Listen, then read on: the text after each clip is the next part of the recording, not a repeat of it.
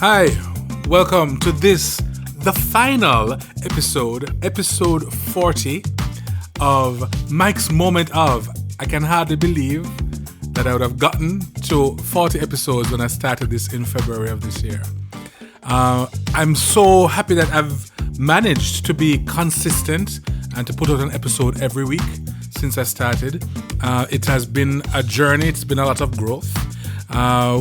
I've managed to introduce you all to some wonderful people and some interesting people, some talented people, some people who have so much knowledge. It's just been mind-blowing, the things that they've shared with me and the experiences that I've had in doing this podcast. For this final episode, we're doing an interview, a meeting, a lime, a hang with two friends. One friend you've met before, who is Karl Williams, and we spoke with him a few weeks ago. And we're going to speak also with a colleague of his, Daphnie Sicre. Now, together, they have been doing a series of workshops called We Are the Canon, which is really about decolonizing the curriculum of the theatre, of teaching theatre, directing, etc.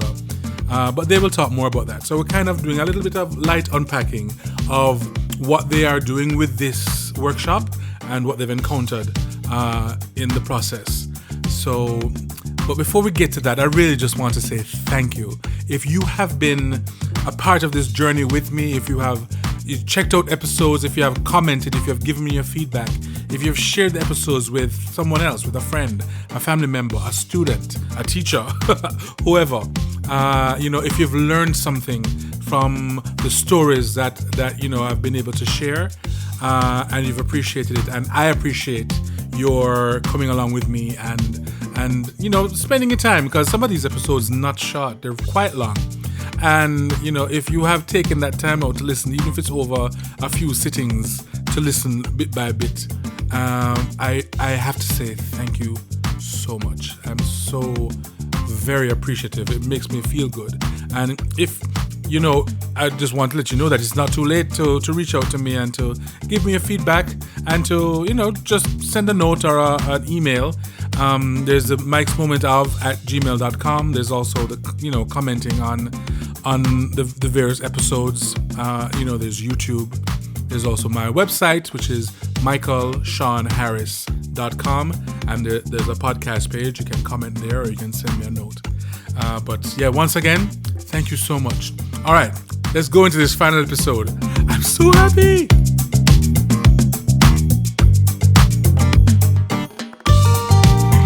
I'm Michael Sean Harris, and you're listening to Mike's Moment of, a weekly podcast in which I, along with my guests, share our various interests in moments of inspiration, truth, life, technology, culture, and more.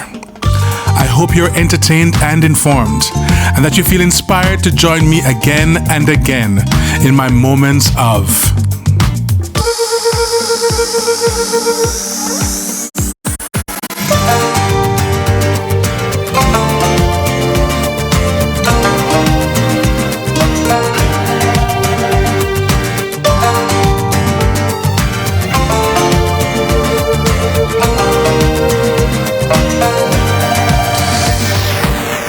All right, welcome to the final episode of this season of Mike's Moment of.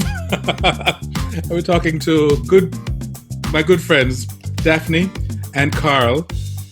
They're in two different parts of the US at the moment, but we're talking about a workshop and project that they've started called We Are the Canon. And I'll let them talk about that. Welcome, Daphnie. Welcome, Karl. Y'all know Karl, you've met him before. You're just meeting Daphnie now. She's awesome. So. Yay! Karl, I'm going to let you start. What am I starting about? The project? Yeah, sure. Yes, so We Are the Canon. Basically, this is Daphne's brainchild, right? Where she said to me, we need to. Yeah, it's true though. It was COVID hit, and people were losing their minds, especially in the teaching fraternity, because it meant that we had to shelter in place. And we had to think about, okay, how do we, and what's the new word now? Pivot. It's not a new word, but that's a word everybody's using now. We must pivot. How do we transition from online to, from face-to-face to online? What are we going to do? All these things.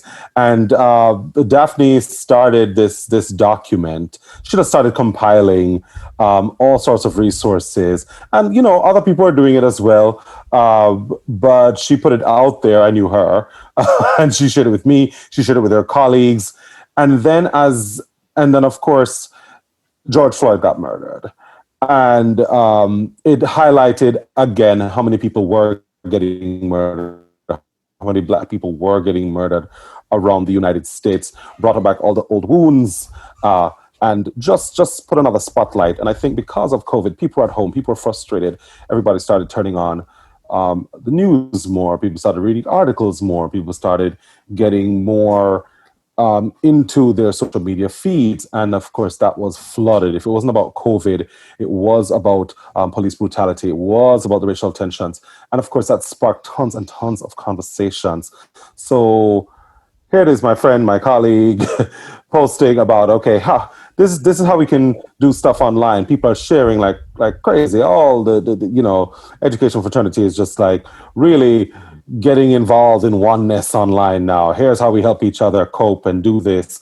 And then it's like, oh my God, here it is, America's cancer, America's, ridiculous cancer that has plagued the nation since inception of racism. Mm-hmm.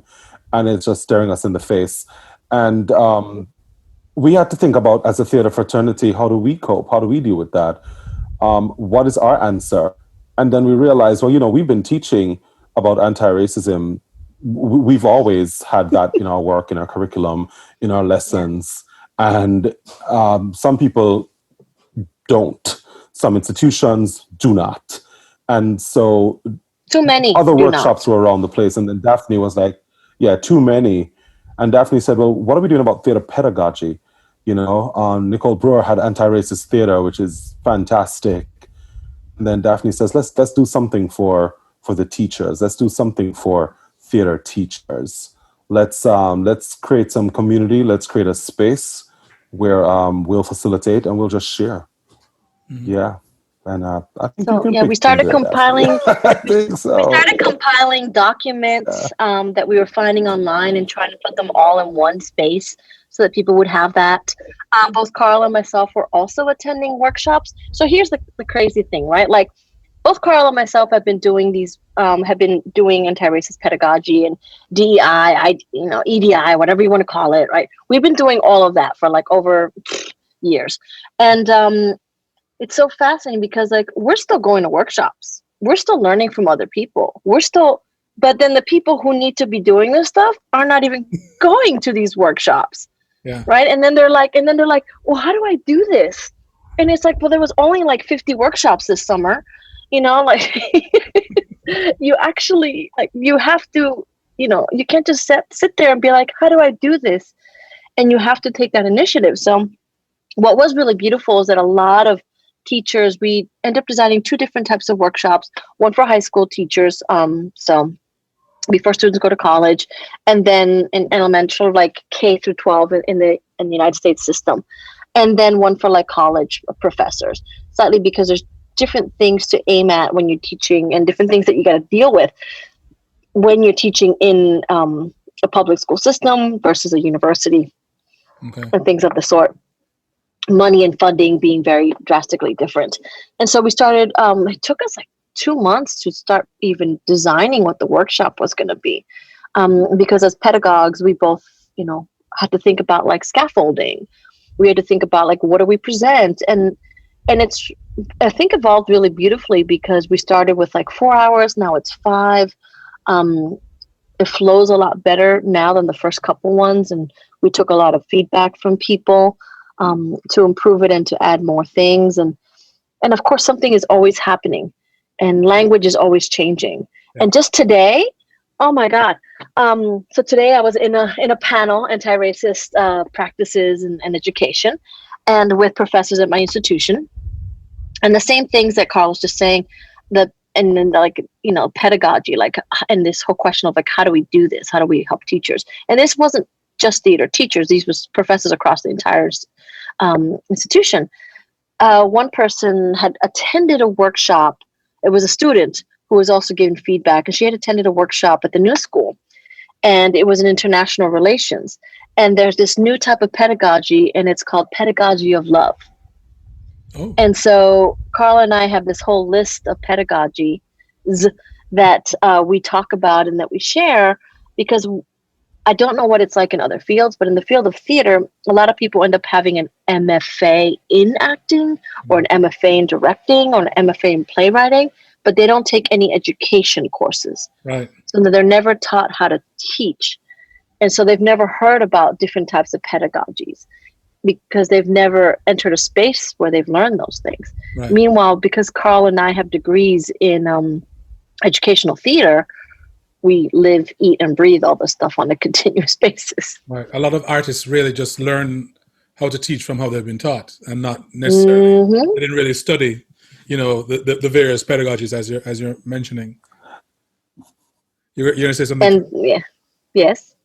Yeah, and I was just going to say, teach how you've been taught, and that has come up in the pushback and the debates that have kind of spiraled since the protests, because once one community or one group decides that, okay, police brutality is wrong, but you know what else is wrong that centers racism and whiteness are teaching methodologies and institutions and workplace and relationships. So I think what we saw was just a continuous spiraling of different groups finding voices or shouting even louder or putting more steam and muscle behind other groups that already existed to then question, should we continue with this harm, right? I was at a workshop last month, and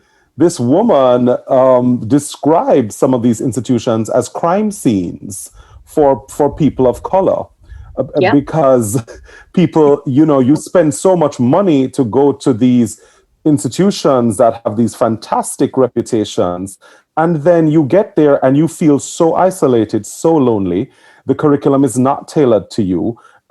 You head in a class, and the experience you're having is like, what is this? So you're spending so much money to basically be told that something is wrong with you, something is wrong with the way you think, just because of something like, let's name one thing, cultural incompetence on behalf of instructors or the students to figure out who is it that is in front of me right now? Who is in front of me, right? And when I'm casting this person, am I just casting them because I want to show that I've got a person of color as Ophelia? Or am I taking into concern who Ophelia is and who she could be as I enact this particular play? And so, yeah, it really, it brought up a lot of things, and the workshops have been quite illuminating for us doing them. And we keep changing. And Daphne mentioned, new pedagogy of love, but it made me think of Bell Hooks, who's been around. Yes. And Bell Hooks talks about one of the greatest things a teacher can have is love. So it's like, I read that years ago, and then now we're remembering, pedagogy of love. And you're just like, it's been around.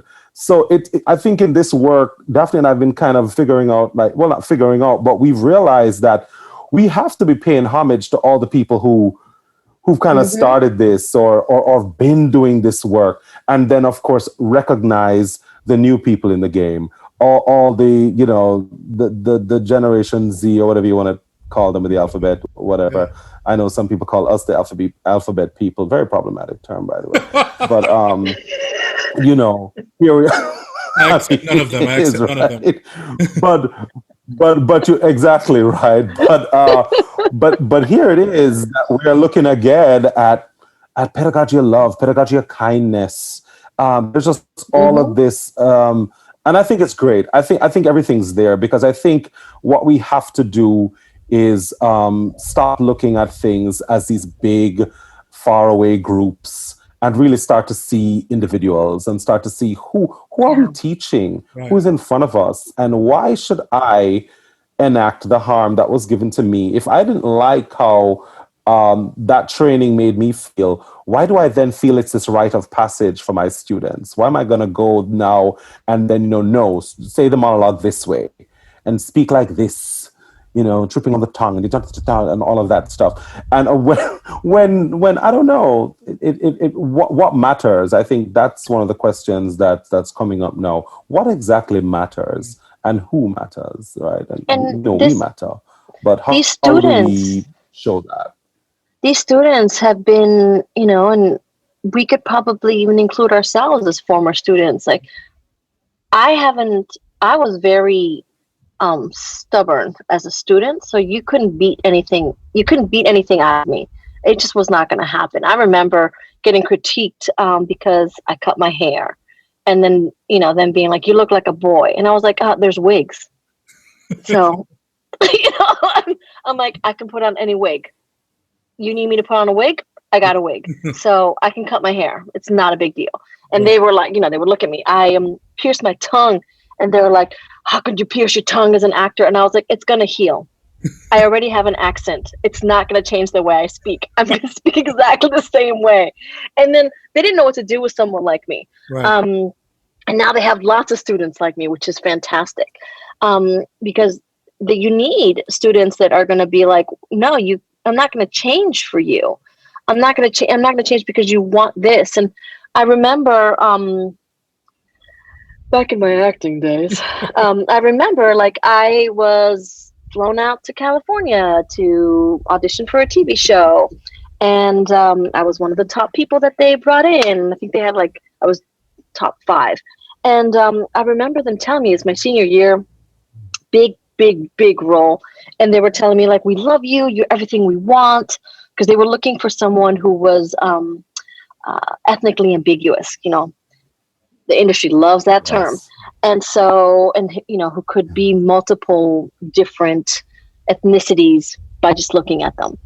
And they're like, we love you, but we need you to lose, 20 pounds. Mind you, I was already 120 pounds, and I was ripped because I was an athlete. I had a 6-pack, and it was pure muscle. I had been a track athlete. I was doing taekwondo. It was just like, are you kidding me? I was like, there's nope. And they were giving me a month to lose 20 pounds. They're like, yeah, we're going to fly you back in a month. And that's another sort of standard in this industry, right? Like body types. And so now we're not just looking at race. We're also looking at body types and then how do we fit and all these things. And I remember, being 21 years old and being like, F this. I was like, I do not want to go into this system where it's going to force me to have to eat water for the rest of my life. I was like, no, I want to eat a cheeseburger.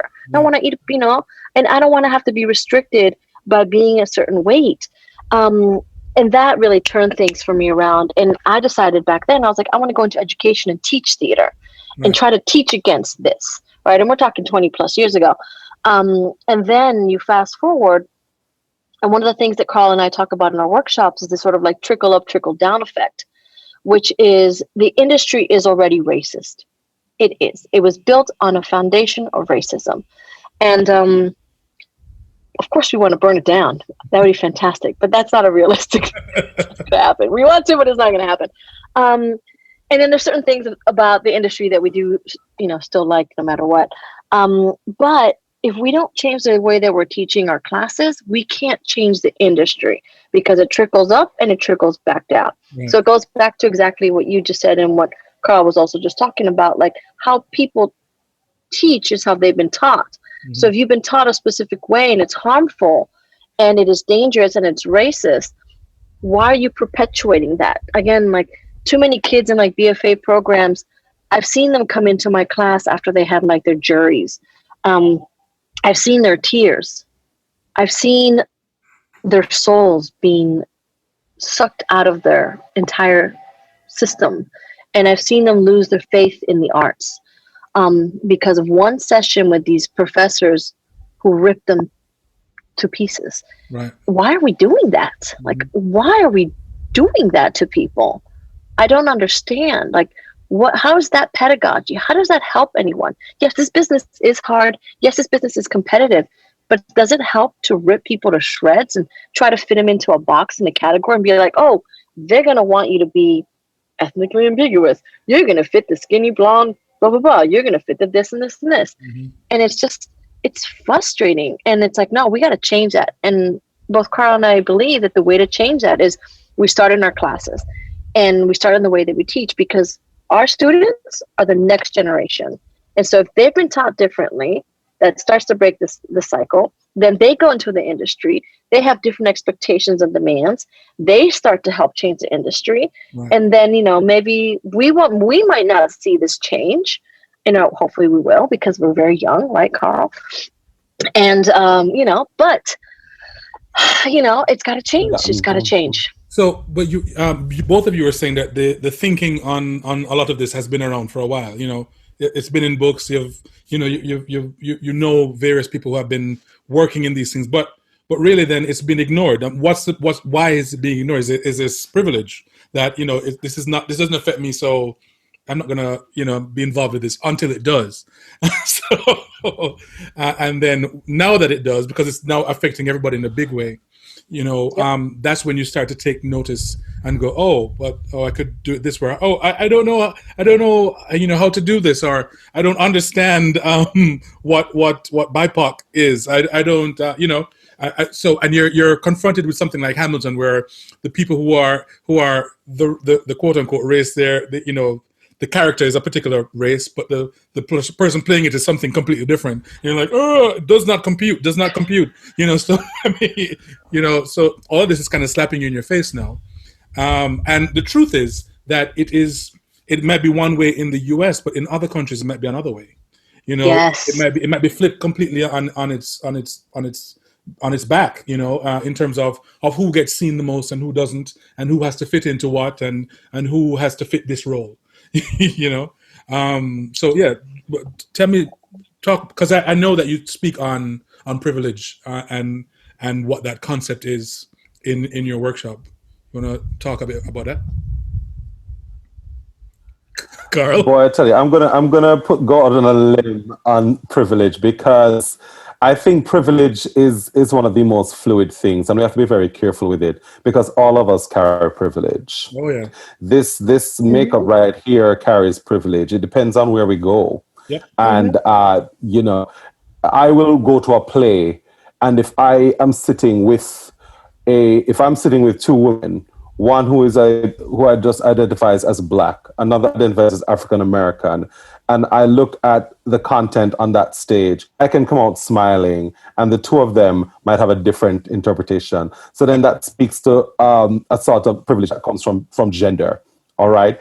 And then it's the same way. Yep. I will go to the barbershop, and I can have a different experience from my cisgendered, straight compatriot. And so privilege is something that I think we have to have the courage and vulnerability to talk about very honestly. And it comes from knowing how you show up in different spaces.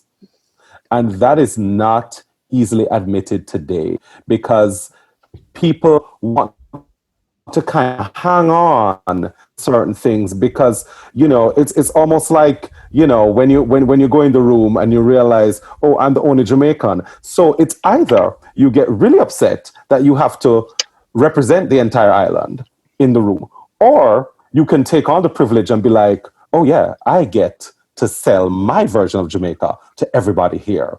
And then as soon as another Caribbean person walks in the room, you're like, you either don't feel special anymore, or you're like, oh my God, thank you. I'm so happy you're here. And all things happen for different reasons, right? Because it only takes two of you from a different country to be in a room with people that are all from the same country to figure out if you even like each other. Mm-hmm. Because I've heard different things like, oh, you're not the real Jamaican. And I'm like, oh, okay, please let me know what the real Jamaican is supposed to look, sound like, think like, act like, all these things. But then I'm not an idiot, so I know exactly where they're coming from. Yeah. I know exactly what they mean. I know exactly the way I present and show up. I know by the way I'm speaking now, exactly what all of that means, because that comes with privilege. The ability to be able to speak and code switch is a particular kind of privilege, right? Yep. And so, but in this particular country that Daphne and I reside in, the United States, a lot of people get up in arms about identifying with white privilege, with their own white privilege. I can now be quite comfortable and say that, of course, I wasn't brought up rich, but it's very hard to convince certain people if I go to certain parts of Jamaica that I don't have money. I've already accepted this. When I go back home and I go certain places and say, yo, big man, what? Or yes, give me your money now. I mean, I don't have it to give them, but I'm not going to act like I don't understand why they think I have money. Right. It's very clear to me why they think I have money. Right? Oh, yes. I may not have it, but I think I've always looked like I've had money for a while. Let's hope it manifests soon. But in this in this country, it's a touchy subject. Because if you are poor and you're white and you felt like the system has been at your back forever, some people are so upset to hear that they have privilege just based on complexion, on race, or perceived race, and all of these things. So yeah, that one. I think we'll be sitting with that one for a while. Yeah. It gets even more complicated when you think about the Latinx community. Because Latinx is not a race. No. Like it is an ethnicity, right? And it's an ethnicity, and which is problematic in its own sense and way. A lot of folk in Latin America will say Latin instead of Latinx because they feel like Latinx is very Americanized. And so you're hearing Latin a lot in a lot of Latin America to be more gender inclusive. But even if you study Latin American history, there is a huge privilege of race within Latin American countries. There's a whole hierarchy. There's a caste system that existed in all of Latin America. And with names and labels as to what people are. And those names and labels were based on your skin tone. And that guaranteed or it didn't your job or your social standing and your structure and your ability to succeed and go up. There's a reason why in a lot of Latin countries, the saying is you got to marry someone who's light skinned because then, mejorar la raza. And to do that, you marry someone who's lighter skinned and all the problems that come with that. And then the interesting part of privilege when it comes to this is you have a community of folk who are white. They are white. They are white, but they don't want to say they're white. So they'll be like, oh, I'm white presenting. No, you're white. You're not presenting. You are white, and it's so fascinating. Like my mom is indigenous. My dad is Spanish and he's white. And people don't believe me. When I say my father is white, they look at me and they're like, no. And I'm like, no, my father is white. Karl Smith, my dad's white. He's white. And my uncles, one of my uncles was I tell her if she comes to Jamaica, she'd definitely be Esteban, or she'd be white. I mean, I don't get why they wouldn't believe that, because I know it's fascinating. So that's the thing, though. I think, especially in the U.S., and white people are the ones. Because no, I think. Well, I'm making this up, but I think it might be coming from this one drop thing that they have. There's nothing but black or white, because anything else that you're, I know I've seen on one of your slides where there's only one race. The human race is problematic, but it's something I say all the time. But I'm coming from a different place. I'm coming from a scientific place, but because I've been doing all this DNA stuff with my family and with me. So I have a cousin because he's been doing it as well.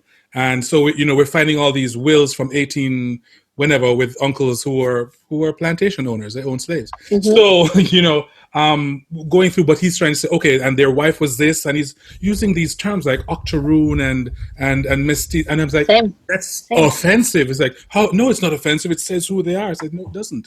It doesn't say who they are. What it does is what it says is what they were allowed to do and be because of how they presented. So it is offensive, and I really would prefer if you didn't use that when you're trying to decipher who we are and who we've been and where we're coming from. Because but they use it in Latin America. It's offensive. Yep, absolutely. And even like there's been so many things that I have been called by different folks in Latin America. I remember I was at a wedding, and I'll never ever ever forget this. I was at a Ecuadorian wedding.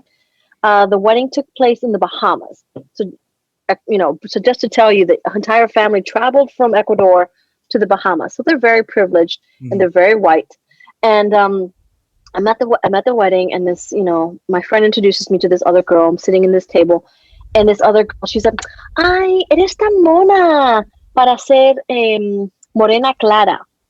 Morena means black, and clara means light skin. Yeah. And I was like, what? Like, and also like the whole expression, "Oh, you're so cute for being, someone who's light-skinned black." Offensive as hell. I literally stood there in shock trying to process what she was saying. I'm like, and then I was like, that's really offensive. She's like, no, it's not. It's a compliment. I was like, that is not a compliment. I mean, it's a compliment that you think I'm black. I'll take that compliment, but I'm not going to take the compliment like, "Oh, you're so cute, blah, blah, blah, blah." I'm like, that is very problematic. And I think there's privilege that's involved around that. And I would love to grab this person.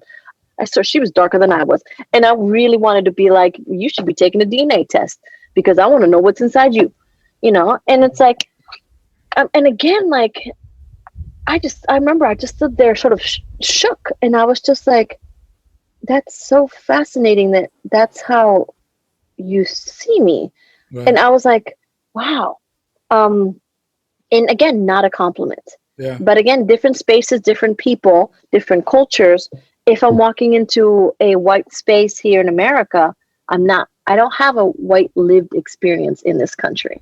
I don't. My father's white, but I don't have a white lived experience in this country. So I always find that very interesting. And I was talking to a really good friend of mine about this the other day, and we were talking about like Kamala Harris, like what is her lived experience, right? As a woman of mixed heritage, given that she is Jamaican and she is black, but she's also Indian, right? And and she's also grown up in the United States. And we were talking about like she chose to go to school at Howard. She chose to go to school there. So that tells you that her lived experience is that of a black woman. Yeah. And then she pledged a black sorority. Yes. So again, more experience, her life experience is that of a black woman. That's also how her mother brought her up. Her mother brought her up. And this is the thing, when you are in the United States, you have to make those choices for your children, for your mixed race children, because of how the society is set up. Yep. Right. And you have to remember that these laws, I mean, if you talk about some of the most racist societies, that remember President Botha of South Africa borrowing the Jim Crow laws, adapting those laws were taken from the United States. All of these things, it's ingrained in the society, and it's spread. Every colonized place has this issue in some shape or form. Every single one, in different ways. Especially the region. You talk about the Caribbean region in very different ways. It may not sound the same, but the concentration on complexion and standards of beauty and just worthiness. That is attached to all. You learn very early. I knew very early in school that my mother was considered a prize. Because of how she looked. We were told that we look like foreign children because it's so fat and brown, so we look well fed. And so people tell you these things, if you have siblings, people will look at you, adults will look at you, and they're already putting you in a hierarchy of beauty, a hierarchy of who has the better hair, so you're growing up with all of these things ingrained. And if you're not privileged to receive the education, to unlearn and unpack, then and heal, then you continue in this vein, and you may not, and you may not get it. Yeah, thank you. You may get it from the formal institutions. You may get that sort of education if you run into a quote unquote woke aunt or uncle or somebody, and then you have to figure it out for yourself, because it doesn't matter how much education you receive about this, you could reject it as well. And people do it. People do it all the time. So, and then you have to form your own opinion about the world. So when I do encounter students like that or family members like that, I have to resist judging them, because I think that's another thing that Daphne and I talk about in these workshops. It is, as teachers, we have to interface with all our students. You know, there's an article that we bring up about what if your students don't want to do this kind of work? If they don't want to talk about race, what do you do? I have some students right now that they don't want. So, you know, I'm trying to push some of these plays that give them the sort of material that, you know, they can really test the acting chops, and there's resistance. They're like, no, I would like a play with some joy. I would like a play that's a comedy. I would like a play that does not have me weeping and wailing about my life at the end of it. You know, so there's all of that to consider, right? When you teach and who is in the room. You have that power dynamic where you're teaching everybody, and you have to figure out how you're going to not isolate the white student who might support Trump because they're in the room and you want to get to them. I mean, I have an agenda, first of all, you know, but you know, yeah. You have to be inclusive. And I think what's also fascinating for Karl and myself is we now, because we've taught K through 90s of age. What's really interesting about teaching at the collegiate level is that most, not all, because especially at the community college level, you do have older students. But a lot of our students are also discovering who they are.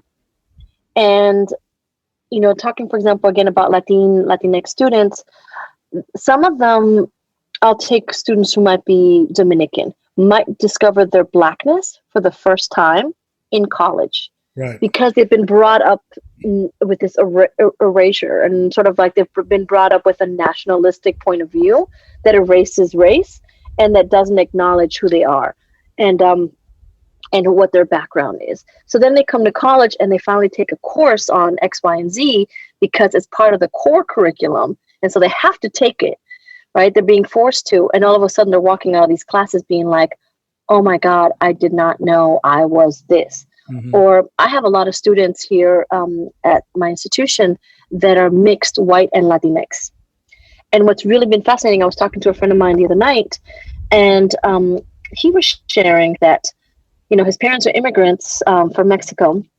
And for him, his experience was really hard as a first generation because his parents didn't want him to learn Spanish. They didn't want him to speak Spanish. They wanted him to assimilate as much as possible and to be as white as possible so that he and, you know, his brothers and sisters didn't have to go through the hardships that the parents went through in this country, the discrimination that they had to face, the just the horrors and the harm and all of those things. And so then they don't teach their kids about their own culture.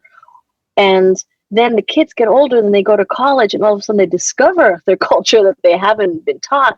And there's either two things that happen. Either there's a lot of anger that hasn't been processed and a lot of questions because it's like, well, why haven't I been taught this? Why haven't I been exposed to this? Why don't I know this about my own self and my own identity? Right. And then the other half is, oh my God, I am this also? This is fantastic. And there's also this embrace. And so, but that goes back to what Karl's saying in this notion of privilege. If you're not in the spaces where you're going to be able to have these conversations, whether they be higher learning or whether they be in a circle of space of friends, who is having these kind of conversations? Because you could be having these enlightening conversations not in a collegiate institution. Right. They can happen with your friends too. They don't need to have gone to college. But if you're not having those conversations, you're not being exposed to certain things. And so then, you know, you're growing up also questioning and wrapping this all into this notion of theater, right? Where theater is all about characters and identity and personas and psychology.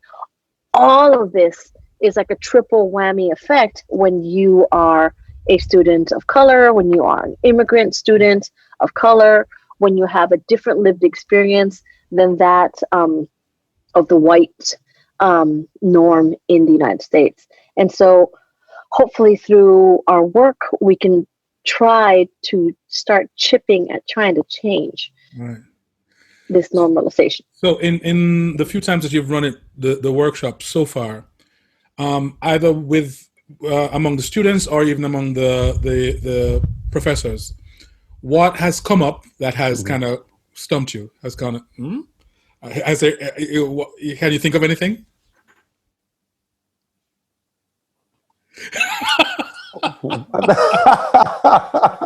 Oh yeah. I mean, there's always something that stumps you, right? Because even just the way that's on my screen right now, I think one of the first things is this idea of pronouns. And, do you say to students in the class, hey, my name is, these are my pronouns, and then you go around the room and ask that? Or do you give them a choice to do it? And there's a debate that, this thing is important, identity is important, how people identify is important. So you, as the teacher, setting the tone for the class, then needs to be the one to put it out there and let everybody know that this is a sort of space where you put pronouns out and everyone says a pronoun. The issue here is that it depends on, again, it comes back to privilege and where you're teaching and location. Because if you are somewhere, this is not something that even people who are questioning, and if you teach high school and you college, then don't act like like everybody just all of a sudden, because of this generation is so woke, all of a sudden at 16 you know who you want to sleep with, or you know how you want to identify, because then you're contradicting yourself. Because if we're saying that sexuality is fluid, then not everybody at 60 knows where they want to be. Not everybody at 22 knows where they want to be. Some people don't know at 30 who they want to be with. So this also calls into question, some people might feel exposed at the idea of having to declare a gender or declare a pronoun, declare identity. So for us, we're like, listen, as teachers, we have to come up with different ways. We have to come up with different ways of affirming those students who want to put it out there and say, look, I am they, them, he, him, she, her. Right. And we also have to find a way to give choice to those who don't have that yet, because they don't know where they are yet. And they may not even have the sophisticated vocabulary of saying questioning. And to those people who are advocates for this, they might not understand that there are students out there, there are people out there who are like, what is this? Why are you exposing me? That they will have a different kind of attitude. And when you're teaching, and because we both taught at the community college level, and I'm still there, and we taught like the widest range of student population you can think of at that level, you have to be very careful. We've taught people who can't even look you in the face because it's against their culture to stare at you and talk to you in the face. Yes. So you have to think about, how do you scaffold this? And something like the pronoun issue, that spiraled the debate, which I think is still raging. But so that kind of stumped us that when we were trying to be open about it and be vulnerable, it was met with, Imagine in a Jamaican classroom, though, Karl. Yeah, not yet. Yeah. Listen to me. Away I go with that, sir. Yes, right? And exactly. So think about it also in a Spanish speaking classroom where you have a language that is gendered, right? You have a gendered language. And so there's this whole, which again goes back to like Latinx, and there's a huge debate that people get angry for saying that. Very angry. And they get angry. Like angry. And I'm just like, y'all, Yeah, why I've are you seen so some of those angry? comments. And it's like, if you don't identify, you don't have to say that that's what you are. But if someone else does, like, what is wrong with being inclusive? Right. But again, like, anger. Another thing we encountered is both Karl and myself are, I would say, very patient. And also, I think we're very open to having discussions with multiple of people. Going back to what Karl was saying, like, yeah, we might have a student in a room who has completely different political ideologies than we do. So although we are very transparent, both him and I, about our political ideologies in our classrooms, we still need to be able to reach that student that does not look at the world the way that we do. Right.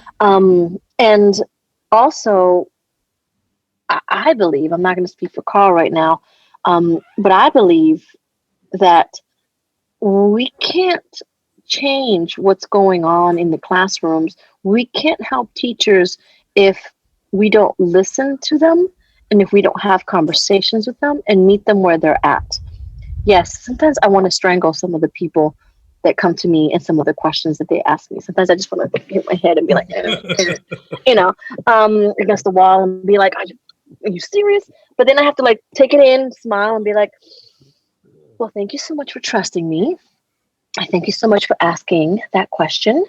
You change your voice, you change your pattern, you change, code switch, as Karl was saying earlier, and you sit down and have this conversation.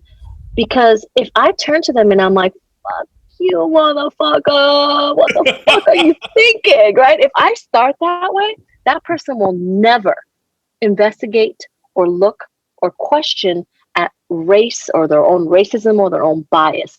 And even sometimes when I've been nice, people still take that. They still take offense, and I'm actually being nice, right? So imagine if I wasn't nice. Imagine if I was like, what? Seriously. We'll never get anywhere. And does it suck? Oh, yes, it sucks. Do I like having to code switch and be all patient and kind and nice and political correct? No, I do not like it. But that's why I have Karl, because then I can call him and be like, and he can do the same thing. But I believe, like, if I am not that way with people, with other educators, I'm not going to be able to see the change that I want to see, unfortunately. Mm-hmm. I wish I could just yell at some of them, but I have to look at the bigger picture. And in looking at the bigger picture, I have to put away my anger. I have to put away me wanting to hit my head against the wall and be like, no, what is the bigger picture, Daphne? Oh, the bigger picture is we want to create change. And so we need to understand that this person's here. So how do I take this person from here and all these ridiculous questions to here, where they can now start leading their own classes, creating their own curricula, and I don't have to worry about that person ever approaching me again. Mm-hmm. So yeah, I was gonna just quickly say that, I guess, because, again, maybe it's my privilege, but because of how I was brought up and how I see myself, which is not usually how everybody else sees me, but that's never been my concern. So even when I studied in the US, I brought who I was to the table, and I'd meet with who they thought I was or who they thought I should be, and so that would go like this, kind of thing. So with some of my American friends, because of how they've been brought up. So, I don't blame them for this. This is how I know the culture is. So I remember in a conversation, one friend goes, "Oh, Michael, we have a Jamaican in the White House now." And so I was like, "Yeah." Well, she says, "Well, Jamaican and Indian." I said, "Yeah, we have the same mix." And then I went, "Actually, I'm more than African and Indian. I'm a bit more than that." And then silence. So that's what happens sometimes. And I understand why the silence, because the cogs are turning, and they're going, "That's not what I know," and that's okay. But I leave it. So. But. And I think some people do. Some people get mad. Some people get it. Some people don't. I'm still being true to myself. I just have to always be like, what's the level of, how do I know this person, right? And so, like, can I be like, and so what I think about is like, instead of yelling at them and being like, what the fuck?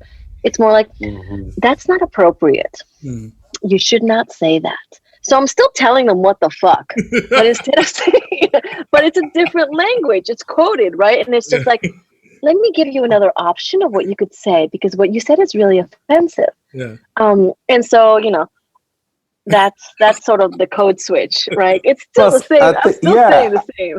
I think we're fortunate to be in the arts, because this is where you use the art I use the art to cuss, right? To kind of put people in their place and stuff. And when I write the scenarios, I write the things that I can't say to people in professional life, it'll come out in my art in different ways. I channel it because I have to, because when you're in leadership positions, you realize to be a leader is not the one that's the loudest person in the room. Well, that's not how I lead.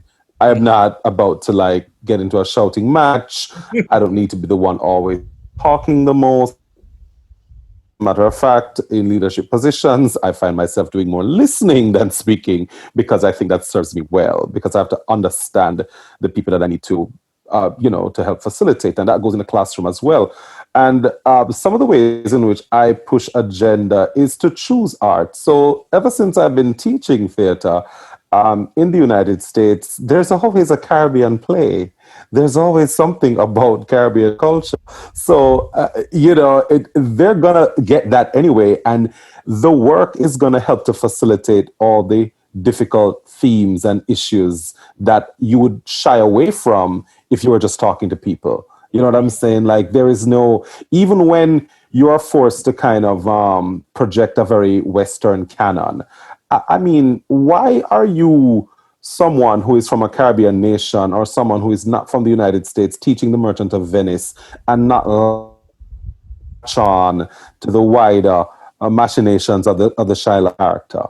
Why are you just going to stick in that narrow, oppressed group of just Judaism in the Elizabethan period and not link it to other oppressed groups in other people? Like, well, that's how I do. And I know Daphne does that as well, right? Because so whenever you're given a narrow curriculum, and that's one of the things we try and push in the workshops as well, when you are at schools and places that do not support certain things, they don't support anti-racist workshop, they don't support you doing these things, then you have to think, okay, what's on the docket here? What is on the book? And you look at what they give you, and there's got to be some theme.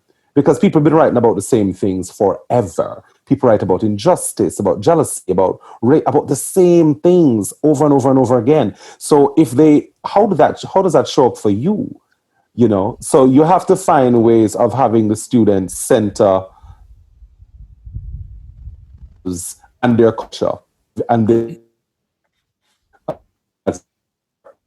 that's what I've been able to do successfully. And I think it's been going well. No one has kind of, I haven't gotten fired yet. And from all reports, nobody's like saying that, oh, I'm so offended. I probably had one student this semester that was really upset. But, people are going to be upset. That's life. Yeah. And sometimes people really emotional. They need to get upset. They need to be upset so they can process and examine what's going on, if they will, So that's a good thing. And sometimes I was just talking today earlier about, like, we have to, as educators, we need to be a little bit more fearless. And we need to stop thinking so much about, like, student evaluations and be a little bit more fearless in what we're doing, especially if you're teaching in white spaces. And so, like, this semester, I decided for my directing class to have them do only Black plays by Black playwrights. And it was funny because my students loved it. My white students are like, this is so hard, Sicre, but they were really excited to learn about plays and playwrights that they've never heard about in their, like, 3 or 4 years being at this institution, which is, like, problematic in its own self, that it takes them to be in a directing course to learn about Black playwrights. But what was interesting is I was getting critiqued, not from my colleagues either, but from other even some other BIPOC faculty who were like, but how are you going to do that at a predominantly white institution? How are you going to have these white students? And I literally had to be like, Black playwrights write white characters in their place. It is very possible. Have you heard of Lynn Nottage? Maybe you should read her plays. And then it's like all of a sudden they're like, oh, I didn't know. And it's like there is room for white students to have roles in Black plays, just like there's room for students of color to have roles in plays written by white people. Plus, we've been studying with the Western canon for years, Daphne. For years. I mean, we know all of it. We know all of it. I mean, all of it. We know all the white playwrights. We know all the white artists. We have a classroom full of mixed and African and Indian students doing Shakespeare. Why can't it be the other way around?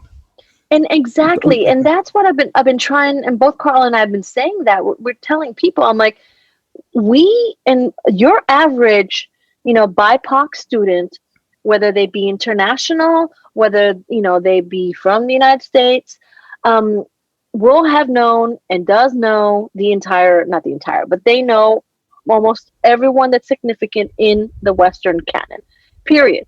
And then they will have been cast, or they would have been forced to do those roles, even if they got nothing to do with who they are, right? So why are we, on a consistent basis, being asked to step in the shoes of white people, white characters, and white stories? And why are we not asking white students to do the same thing with our stories? Mm-hmm. Yes, there are certain plays you don't touch. I do not bring in that class. None of my students are doing August Wilson. Why? Because August Wilson said, white people cannot direct my work. Not a problem. So I'm not bringing that into the classroom, but I am bringing other Black playwrights that have had white directors, and that, why not? Okay, good. So what's the future for this? How are you planning to expand it? I'm sure you are. Well, Daphne's forcing me to be an academic, so there's some writing that has to happen after about it, Because it's great. There's a lot of work to be done in the U.S. Yes, but there's all these other places there that there's a lot of work to be done as well. And I think this you can easily, not easily, but you can make adjustments and have it work in other countries, in other cultures. Because there's stuff going on everywhere, so. Yeah. And so we've just got a book chapter accepted. So we're going to be, co-authoring with one of my students. And we're going to hopefully maybe restart a couple of these workshops in January. It's hard. Yeah. Karl is the chair, he's a deputy chair. He runs an entire theater department with 300 majors and 30 faculty. And that he's a chair. I'm not a chair, and I barely have time to breathe. So I don't even know how Karl is managing. There are days where we're just and we're teaching. I'm teaching 3 classes. Karl's teaching probably 3 or 4 classes because he's at the community college level. And it's we want to continue doing this work because it's so important and critical. But at the same time, it's our own institutions are so incredibly demanding of us and our labor. So we have our own labor that we got to do within our classroom. Then we got the labor that we got to do within our department. And mine's less than Karl's, because Karl, And then we have the university labor that's being imposed on us. And this is a labor that's not really getting paid. It's additional labor on top of all of the teaching and programming that we're doing. And then there's this expectation that we publish. There's an expectation that we be creatives. Yep. And so, Karl putting on plays, me directing plays. God forbid I don't direct a semester professionally on top of everything else that's going on. God forbid Karl doesn't write a play every single semester and have a stage reading or a full production. Because it really doesn't happen. But that sort of expectation falls on us, and that we have to write book chapters. And so in the midst of all of this craziness, it's really also about, okay, how do we also find the time to try to continue doing these workshops? Because yes, we're charging people for them, but we're not really making money out of them. It's not we're not putting down a down payment for a house. That's not happening with these workshops. Right. It's nice. It compensates the labor of designing the workshop and the emotional labor and vulnerability that we put ourselves in doing this work. And so it's hard. And so we're thinking, okay, January might be a good time to do these workshops when we can offer 2 of them, because that's a break for teachers. So maybe they can come. I mean, that's the other thing. Like, we're targeting teachers who have the same schedules that we do. So it's not like they can jump in and do these workshops, because they also have like just as crazy schedules as we do. Right. And so to really trying to, maybe we'll do a couple workshops in January, and then maybe we'll talk about, revamping some workshops in the summer. And again, continuing talking about this work. But it's really hard because it's only us. We don't have an assistant.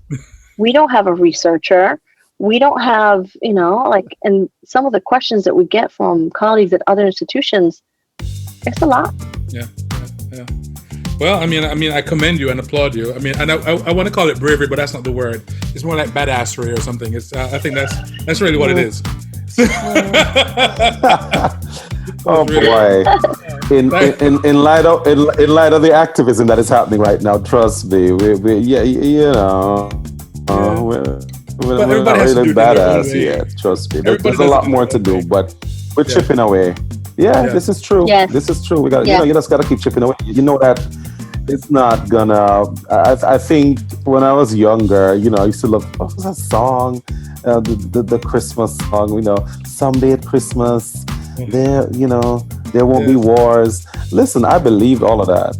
When Michael sung it and Stevie sung it, I was just like, oh my God, yes, and I'm going to contribute to this. And then as you get older, you realize, oh my God, this is not going away, is it? Like, there's always seems to be another war. There's just like, there's just racism and all these little isms. And you realize, Rastaman did I tell them long time, but we need to listen. And, all of these things. And you see it for yourself, and you realize, my gosh, the work never stops. And the most that you can hope for now is to just inspire, keep on doing it. And you just keep, please, I was one of the worst students my first bachelor's on campus. So I really do believe in students. I really do believe in change, because I'm one of these students that have changed. Some of my former teachers are probably looking at me going, like, who is that? Like him teaching people. What? But Karl, don't underestimate yourself. Like, you are a scholar activist practitioner, because you're putting it in the work that you're doing, in the plays that you're doing and creating. You're doing it in your classroom. You're continuously doing activism with every single one of your lessons in your curriculum on a continuous basis. So look at yourself as like an activist scholar practitioner. Even you could even add activist scholar creative if you wanted to, instead of practitioner. I'll take it. This is why she's my colleague and friend, people. Daphnie Sicre, Dr. Sicre. Yes.